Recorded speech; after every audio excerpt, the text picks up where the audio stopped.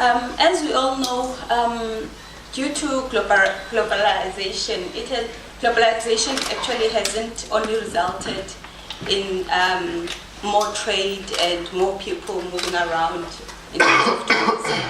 As we all know, even within South Africa, in the past decade or so, a lot of international markets have opened up to us, and we see a lot of tourists coming to our country.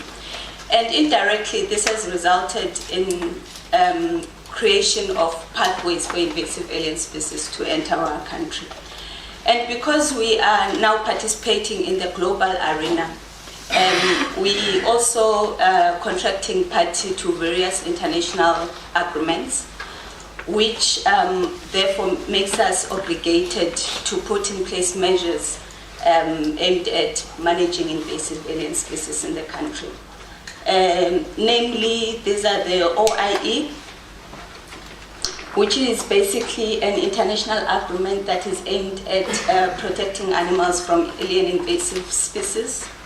And then the IPPC, as you can see, that is really focused on plant health issues.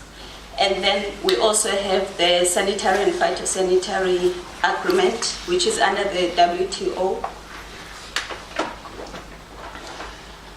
which is basically more focused on ensuring that countries do not use arbitrary measures. That is, they don't use very strict measures in order to affect trade between countries, therefore ensuring that there is fair trade internationally.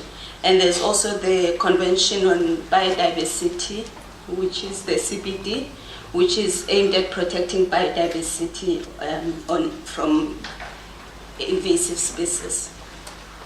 Now, in the context of South Africa, these international agreements are implemented by different departments. For example, the OIE is implemented by the Department of Health, the IPPC is implemented by the Department of Agriculture, and the CBD is implemented by the Department of Environmental Affairs. Therefore, this makes management of invasive alien species a very tricky issue in the country because of this lack of coordination and different mandates that the government is working under. Now, going at a national level, we have the Constitution, specifically Section 24, which talks to the protection of the environment. And from the Department of Environmental Affairs side, we have the National Environment Management Act, and something that is equivalent to that is for example, from the Department of Agriculture is the Agricultural Pest Act. And we also have the National Environmental Management Biodiversity Act, better known as the NEMBA, of which Chapter 5 of that Act talks to the management of invasive alien species. And I will later on talk to the recently published regulations, which are aligned to the NEMBA Act, Chapter 5 of the Act. To showcase that the department is, how should I put this, is